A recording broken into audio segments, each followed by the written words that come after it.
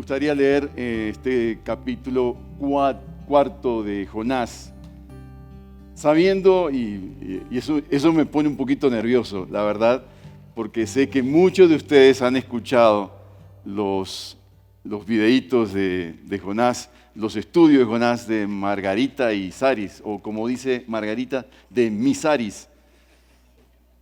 Entonces, me gustaría leer desde el capítulo 3, y por eso me voy a extender un poquito, desde el capítulo 3, porque nos da contexto la palabra del Señor que tenemos para hoy. La palabra del Señor, capítulo 3, la palabra del Señor vino por segunda vez a Jonás. Levántate, ve a Nínive, la gran ciudad, proclama en ella el mensaje que yo te diré. Y Jonás se levantó y fue a Nínive conforme a la palabra del Señor. Nínive era una ciudad muy grande, de un recorrido de 3 días. Entonces Jonás comenzó a recorrer la ciudad camino de un día y proclamaba: dentro de 40 días Nínive será arrasada. Entonces los habitantes de Nínive que creyeron en Dios y proclamaron ayuno y se vistieron de cilicio desde el mayor hasta el menor de ellos. Cuando llegó la noticia al rey de Nínive, se levantó de su trono, se despojó de su manto, se cubrió de cilicio y se sentó sobre ceniza. Y mandó a proclamar y anunciar en Nínive por decreto del rey de sus grandes: ni hombre, ni animal, ni buey, ni oveja prueben cosa alguna. No deje que pasten o beban agua. Cúbranse de cilicio hombres y animales. Clamen a Dios con fuerza y vuélvanse cada uno de su mal camino y de la violencia que hay en sus manos. ¿Quién sabe? Quizás Dios se arrepienta y aparte del ardor de su ira y no perezcamos. Cuando Dios vio sus acciones, que se habían apartado de su mal camino, entonces Dios se arrepintió del mal que había dicho que les haría y no lo hizo.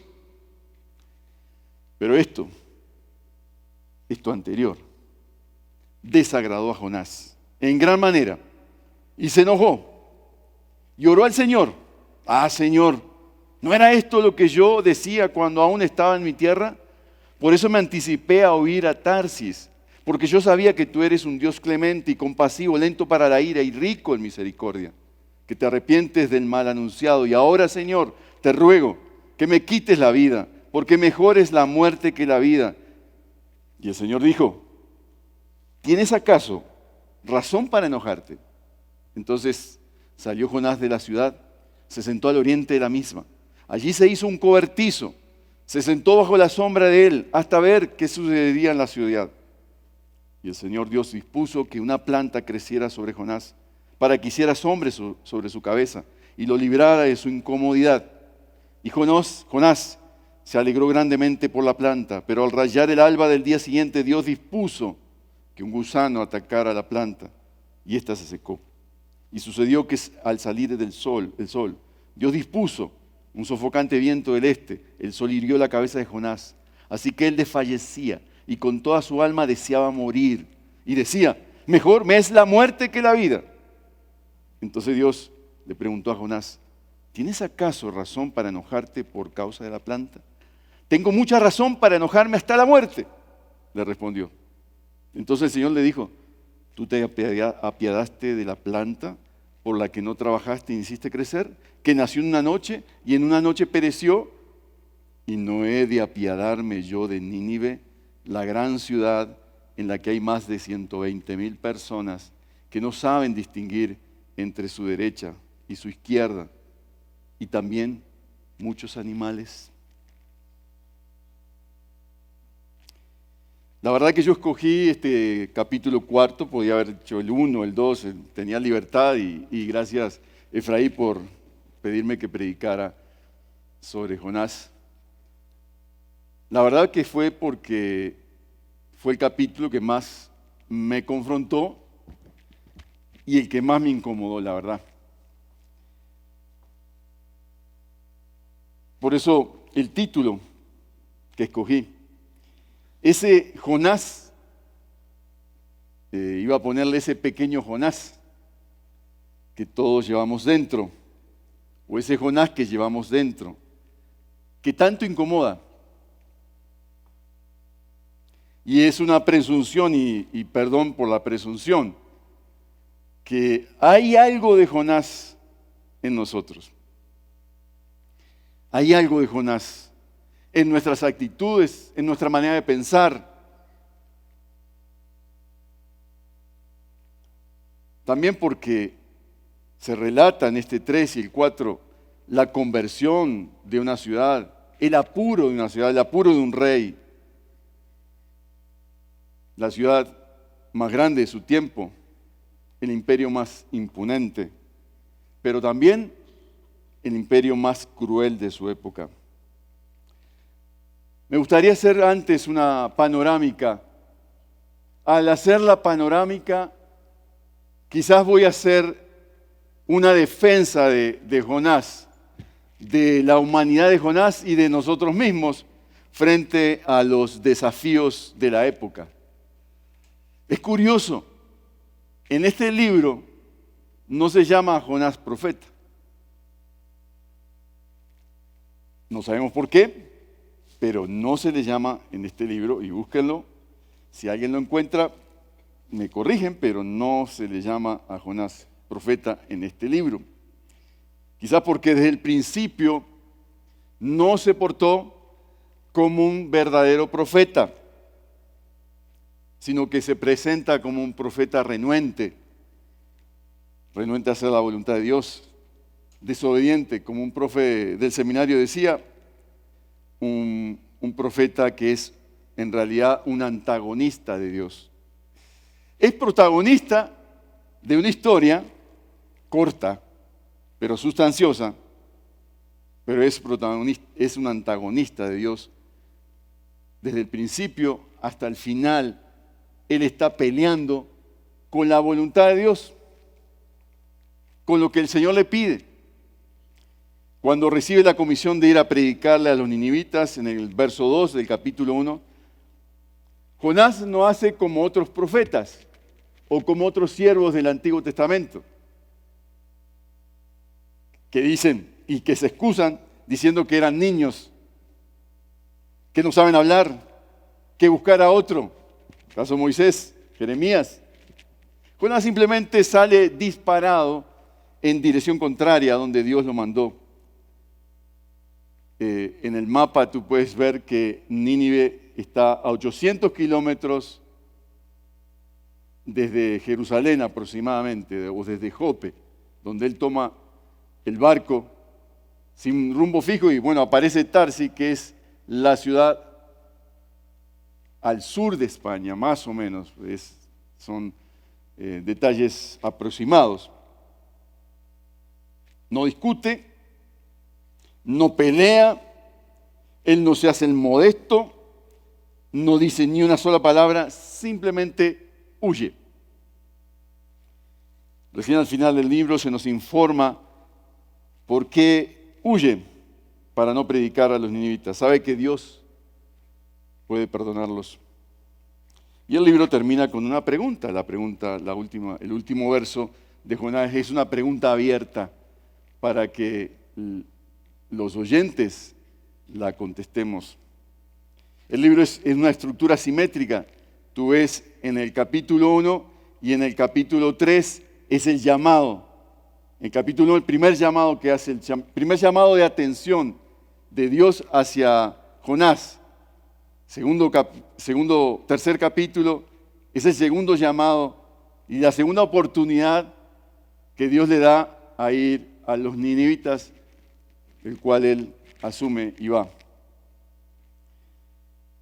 Me puse a pensar si puedo decir en esta mañana algo a favor de Jonás y algo a favor de nosotros. Y sí, encuentro cosas que son difíciles, que pudieron ser muy difíciles para Jonás. Entre otras cosas porque a él se le pide que vaya a un pueblo pagano y lejano. Y aquí hay una diferencia sustancial con todos los profetas contemporáneos a Jonás. A todos los profetas contemporáneos a Jonás se le pedía que testificaran en su territorio, en su localidad. A Jonás es el único que se le pide que vaya lejos, 800 kilómetros, casi una distancia como de aquí a Cartagena, más o menos, a pie. Aquí entramos en algo distinto. Una cosa es predicar además a quienes creen en el mismo Dios.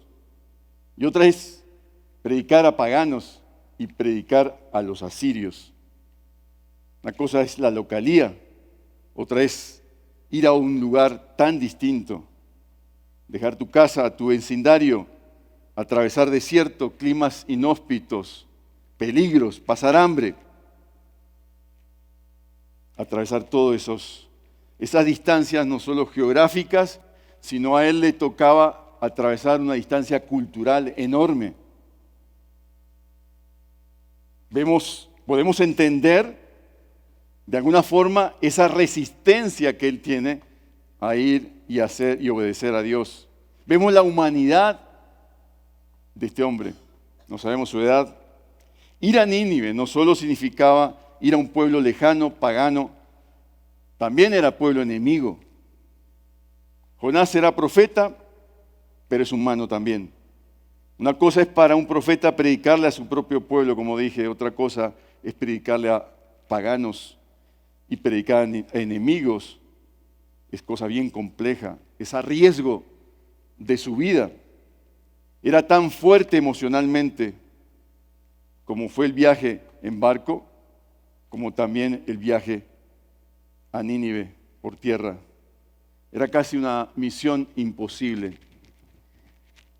El profeta Nahum, poco atrás, describe en el capítulo 3, verso 1, a Nínive como la ciudad sanguinaria.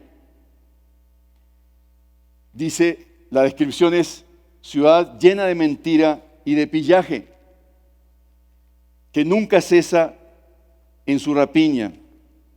Una civilización que celebraba el conocimiento a la par de la violencia, que hacía de la violencia un arte. En muchos museos en el mundo, especialmente en Londres, dicen que hay un museo dedicado a Nínive y se puede entender la realidad de esta cultura con sus piezas detallando lo que ellos hacían. Si tú querías ir a Nínive, entrar a Nínive era entrar con cráneos, montículos de cráneos por varias partes. De manera que la persona que entrara a Nínive tenía que saber que entraba a riesgo de su vida, que no está entrando a una ciudad neutral, está entrando a una ciudad violenta, cruel y sanguinaria. Se dice que los dignatarios que eran invitados a ir a la ciudad y a la capital y al palacio del rey, en el corredores enormes y bellos, arquitectura hermosa, pero en los pasillos se torturaban personas a la vista del que llegaba. Para decir, si tú no haces lo que yo digo, vas a morir y vas a ser torturado como estos. Podemos comprender en algo el grado de misión imposible que tenía Jonás. Él sabía que predicar en Nínive era a riesgo de ser torturado y matado, porque eso era lo que ofrecía la gran ciudad. O que te cortaran las manos, o que te cortaran los pies, en el mejor de los casos, o que te cortaran la cabeza y te la exhibieran como trofeos. Ningún predicador en el Antiguo Testamento tuvo el éxito como Jonás. Que un rey diga que mande a todo hombre y animales, bueyes, ovejas, que no prueben cosa alguna. Es decir, una cosa es proponer ayuno para las personas, otra cosa es para los animales. y que diga, cúbranse de cilicio hombres y animales y clamen a Dios con fuerza. Esto dijo el rey. Y vuélvanse cada uno de su mal camino y de la violencia que hay en sus manos. El rey reconocía la realidad de la violencia y de la criminalidad que había. Y llegamos a este capítulo 4, donde vemos que es un diálogo intenso, es un diálogo emotivo, incómodo. Hay por lo menos dos momentos que son fáciles de dividir en este capítulo 4, del 1 al 4, se percibe esa tensión y ese reclamo de parte de Jonás. Y del verso 5 al 11 es como la pedagogía divina, como Dios actuando como pedagogo de este personaje. Uno percibe en este capítulo 4 la incomodidad. La incomodidad por la decisión de Dios. La incomodidad porque quería ver. Él predicó durante 40 días aproximadamente, 30, 40 días. Le fue bien. Pero quería que Dios actuara. El Dios justiciero. Jehová de los ejércitos, que actúe. Por eso desagradó a Jonás la decisión de Dios. Es evidente su incomodidad y su enojo. La mayoría de los profetas, la mayoría de nosotros o quienes predican quisieran ver un pequeño fruto, una pequeña respuesta. Y este hombre tiene 120,000 personas en una ciudad supremamente violenta que se arrepienten, pero él se enoja. Literalmente, la expresión enojo significa que estaba caliente, que se calentó por el arrepentimiento de Nínive. Su oración en el capítulo, esta es una oración, este diálogo es una oración. En el capítulo 2 hay una oración y su oración, claro, es saliendo del pez o recreando la situación que vivió en el pez, la oración que hizo con las algas ahí colgado y todo casi asfixiado. Pero él termina su oración con un gran concepto. La salvación es de Jehová. Y eso me impresionó, porque es un concepto amplísimo para el Antiguo Testamento, pero para toda la Biblia. Lo hizo Jonás en su oración. Pero hay esta oración aquí, esta oración de resistencia a Dios que uno no entiende. Por eso es un personaje difícil de cuadrar, que nos incomoda. Como nosotros, en muchas ocasiones de la vida, incomodamos a Dios. Por eso digo, ese pequeño Jonás que batalla en nuestro corazón, que está ahí. A Dios le pertenece la conversión en masa de los ninivitas, no a Jonás. Esta oración del capítulo 4, este pedido que él hace, Señor, te ruego que me quites la vida, porque mejor me es la muerte que la vida. Es una oración arriesgada. Él está justificando su carácter desobediente.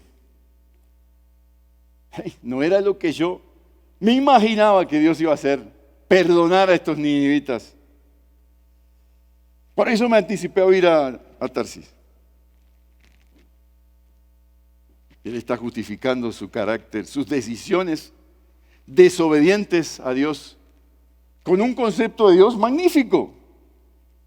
Él es el tipo de personaje que tiene claro quién es Dios.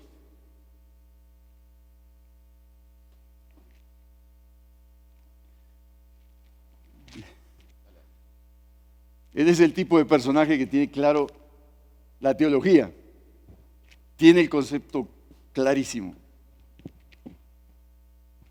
pero su práctica no lo lleva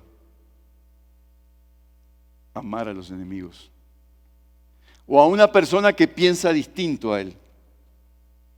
Miren, mis hermanos, cualquier comprensión o aplicación de la teología que te genere frialdad o egoísmo o cualquier otra reacción no espiritual está equivocada.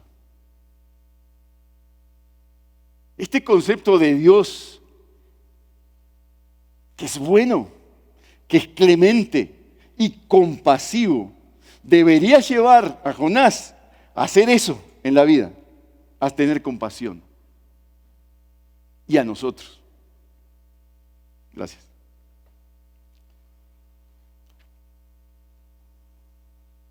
Pero su concepto de Dios no lo lleva a amar a quienes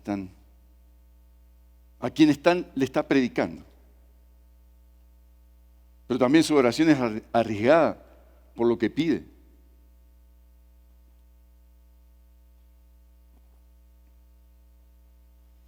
Pide que le quite la vida.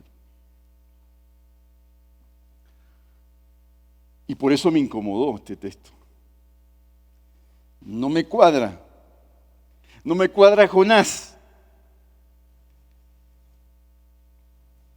Yo me acuerdo mi esposita, hace muchos años, ella fue como misionera de Unidad Cristiana Universitaria a Uruguay.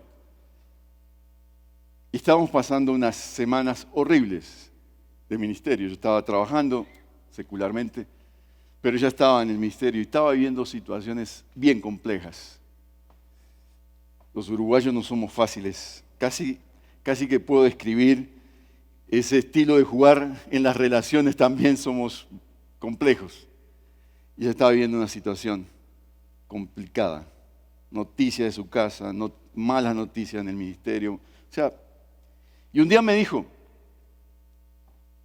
desgarrada en su corazón, y me dijo, Raúl, yo hoy puedo entender por qué hay personas que desean suicidarse. No lo justifico, pero hay situaciones en la vida complicadas que no las entiendo. Y hay personas, siervos de Dios, que han deseado morir. Moisés, agotado por la difícil tarea de guiar a los hijos de Israel, le pidió que lo librara de sus sufrimientos. La carga es demasiado pesada. Si es así, dijo Moisés, ¿cómo me vas a tratar? Mátame. Números 11, 14 al 30. Elías, tras huir por su vida y ser amenazado por la reina Jezabel, el profeta se sintió tan abrumado y le pidió bajo un árbol, paralelo a Jonás, ¿no? Bajo un árbol de retama, basta ya, oh Jehová, quítame la vida. Job, aquejado por una terrible enfermedad, tras perder a su familia, su riqueza, soportó un dolor inmenso y expresó su deseo de morir para terminar con su sufrimiento. Oh, que me concedieras esta petición, que me dejaras morir y acabaras con mi sufrimiento. La carga es demasiado pesada. Yo no sé cuál es tu carga, tus oraciones. Quizás has susurrado, no así literalmente, Señor, quítame la vida. Pero hay situaciones y escenarios tan difíciles que a veces pensamos que lo mejor es morir. A mí me incomoda la reacción del profeta, pero logro entender algo de los sufrimientos humanos a tal punto que a veces arriesgadamente hacemos este tipo de oraciones. ¿Y cómo lo trata Dios? ¿Cuál es la pedagogía de amor del Señor? El Señor le hace preguntas. Uno quisiera, hermano, que cuando uno está enojado y está caliente, alguien le dijera con la mansedumbre del Señor: oye, ¿y por qué estás enojado? Nosotros somos muy viscerales, ¿no? Y quien está enojado, ¿qué? Quien está fosforito, más fosforito tiene aquí. Y nos encendemos y empezamos, y no terminamos. Pero Dios, la pedagogía de Dios, es hacer preguntas, es hacerlo pensar. Ay, qué bonito sería, ¿no? Que nuestra esposa, nuestro esposito, nos dijera: ¿por qué estás enojado? Contigo estoy enojado, con Dios, con la vida. ¿Es razonable tu enojo? ¿Tiene fundamento? ¿O es producto de una pataleta sin sentido?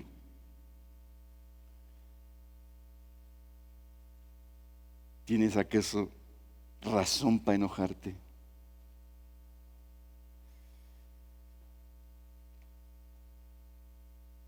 Hermanos, Dios es Dios. Dios hace lo que Él quiere. Su teología no le dio para entender a Jonás que Dios es Dios y que su voluntad se hace en la tierra. Pero Dios es tolerante con este siervo y tolerante con nosotros. Hay algo que Jonás no está entendiendo, y es que Dios es Dios. Y puede responder su oración y concederle su deseo de morir. Su oración, la oración de Jonás, responde más a un orgullo etnocéntrico que en el amor de Dios por sus enemigos. Hermanos, ¿somos así? No quiero tocar el tema de las elecciones, ni de los candidatos, ni los diálogos intensos que han habido a lo largo y ancho de Colombia. Lo dejo así. Pero muchas veces siento que nos ha faltado mucha tolerancia y mucho amor por el prójimo que piensa distinto. Muchas veces nuestras oraciones, reconozcámoslo, responden más a un visceral egoísmo que al amor de Dios. Ancho para mí y angosto para mi vecino. ¿Cuál es el guión de Jonás? ¿Y cuál es el guión nuestro? A Jonás, interesante, hermanos, no le importa ser famoso. Es curioso, ¿no? Él nos resalta que gracias a mí se convirtieron 120,000 personas o están dispuestas a hacer cambios en sus vidas. Jonás no está interesado en eso, en pasar a la historia como el gran predicador del Antiguo Testamento, que lo fue. Aceptémoslo, Jonás es famoso porque fue a la ciudad más peligrosa de su época, no lo mataron y predicó y le fue bien. Uno tiene que tragarse ese sapo con Jonás y por eso nos causa impacto y nos genera intrigas. Entonces, ¿cuál es la pedagogía de Dios acá? Hay dos palabritas que el texto usa, verso 6, verso 7 y verso 8, que muestra quién es Dios y la pedagogía. Dios, ¿Dios qué? Dios dispuso, o Dios decide, o Dios actúa. ¿Y qué dispuso Dios? En el capítulo 1, Dios dispuso, y lo dice también ahí, de un pez, de un viento recio, de un barco. Entre otras cosas, Jonás durmiendo y los marineros se convierten. A este hombre le va bien, le va bien. No hace nada y le va bien. Hasta dormido Dios lo usa. Cuando él despierta, medio despierta, ahí los marineros están confesando sus pecados, adorando a su Dios, que ese Dios, ¿cuál es su Dios? Adorémosle. Después lo tiran al agua ahí, tremendo. O sea, este personaje es extraño, hermanos, es extraño. Así que Dios usa un gran pez, usa un barco. Y en este capítulo, ¿qué usa? En este capítulo 4, ¿qué usa? Una planta. ¿Qué más usa? Un gusano. ¿Qué más usa? El viento. ¿Qué más usa? El sol. Dios es muy creativo, ¿no? Dios dispuso un sofocante viento, el sol. Así que Jonás se acomoda fuera de la ciudad para ver el espectáculo de su vida. Eso es Jonás. A él no le importa si estos se convirtieron. A él le importa ver la destrucción de estos enemigos que le están haciendo pasar un mal momento a su pueblo. Ahí se acomodó. Hizo un precario cobertizo, una enramada. Y como eso no le fue útil, Dios le hace crecer la planta. Al otro día el gusano y este se seca. Y viene un viento del este sofocante a tal punto que el sol, el viento, lo hace desfallecer. Y ahí este personaje, es hasta chistoso, ¿no? Señor, mejor, ¿qué dice? Mejor me es la muerte que la vida. Y se deja caer ahí. Y la pregunta del Señor a este ecologista, a este que pidió la eutanasia, que Dios lo matara, precursor de la eutanasia, precursor de los ecologistas y ambientalistas y todo eso. Tienes razón para enojarte por causa de la planta que ahora se secó. Tengo mucha razón para enojarme hasta la muerte. Y Dios le hace ver.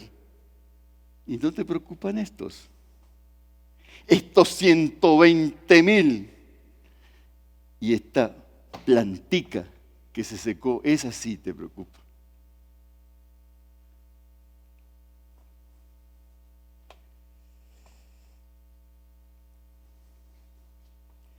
La actitud de Jonás es la misma que el hombre que se le perdona en el Nuevo Testamento sus pecados, la parábola. Una gran deuda. Pero cuando tiene que enfrentar la deuda pequeñita de otra persona hacia él, no es capaz de perdonar. Es la misma actitud. El libro termina con una pregunta sin respuesta. ¿No debería Dios compadecerse de aquellos que pueden ser sus enemigos? No sabemos qué pasó con Jonás. Deja el libro abierto, como dijo Margarita Izares en su texto de ayer, antier. Lo deja abierto para que tú respondas. ¿Será que tenemos un Jonás chiquito o grande en nuestro corazón? Que nos perdonan tremenda deuda y nosotros no somos capaces de perdonar las chiquitas. Me gustaría decirle que no seamos como Jonás, pero hay días que estamos como Jonás. Por la razón que sea, Estamos que tiramos la toalla. Y podemos entender que una persona llega al extremo de pedir que se le quite la vida. Yo veo mucha bondad de Dios en este libro de Jonás. ¿Por qué? Porque en el capítulo 3 se le da la oportunidad de hacer la misión de nuevo, como se nos las da a nosotros. Muchas veces queremos empezar un nuevo proyecto, queremos salir de donde estamos y no podemos. No me pida, Señor, que empiece de nuevo. El Señor te dice, sí, empieza de nuevo. Señor, en mi fuerza no puedo. Pues yo te doy mi fuerza. Yo te fortalezco. Claro que sé lo que has pasado y lo que has hecho. Pero arrepiéntate. Nosotros no estamos dentro de un gran pez, pero muchas veces estamos en esos diminutos aparatos celulares que nos mantienen esclavizados, agarrados, encerrados, en un mundo ficticio, digital, adormecido, esclavizado, en un mundo imaginario, escapando de la realidad. Y ahora que se viene el mundial, sáquenlo a marido de ahí, de esa cajita. ¿Vas a mirar eso? Sí, como usted mira las novelas. El Señor dijo, citando a Jonás, hay una generación mala que demanda señal, pero no le será dada señal, sino la señal de Jonás. Los ninivitas del Antiguo Testamento se arrepintieron. Y ustedes tienen aquí, mucho más que Jonás, a Jesús. Como dijo Margarita Isaris, el misionero ejemplar. Aquel que les habla, que se arrepientan. Porque es una señal para nosotros, como lo fue Jonás a sus contemporáneos, que se arrepintieron. En Jesús tenemos al misionero ejemplar. En Jesús tenemos el verdadero hombre que muere por nosotros. Él sí muere por nosotros. Y muere la muerte que debimos tener nosotros. Pero también vivió la vida que debemos tener. Pero que por el pecado, por ese Jonás chiquitico, grande, que todos llevamos dentro, no podemos. Algunas rutas de aplicación, hermanos. Creo que tenemos que reflexionar sobre nuestros enojos, ¿no? Quizás no es la intención principal del texto, pero tenemos que reflexionar sobre qué es lo que nos enoja. ¿Con quién estás enojado hoy? ¿Contigo mismo? ¿Con tu cónyuge? ¿Con la iglesia? ¿Con Dios? ¿Con quién? Jonás se enojó intensamente, pero se encontró con un Dios soberano que le hizo preguntas. ¿Estás contento con lo que Dios ha dispuesto para ti? ¿Cuáles serían para ti las plantas, los gusanitos, el viento, el sol? ¿Qué está usando Dios para hacerte reaccionar y volver a Él? Quizás tú digas esta mañana, a mí me parece inaceptable orar por este candidato. Y sería terrible aún más que fuera presidente. Tendemos a ser exclusivistas religiosos, como Jonás. Quizás en el fondo no estás aceptando que Dios dispuso en todas las áreas de tu vida que reacciones y te vuelvas a Él. ¿Qué está usando Dios para moverte de tu manera de pensar?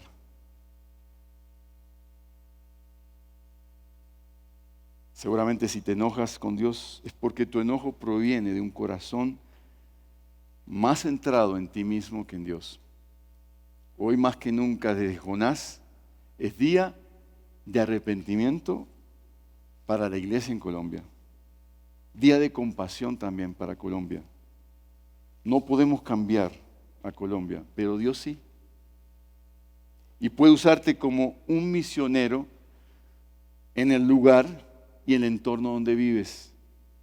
Hoy como Jonás, tú también tienes la segunda oportunidad para hacerlo, para arreglar cuentas en casa, para arreglar cuentas con tu entorno, pero sobre todo con Dios, y para ser un misionero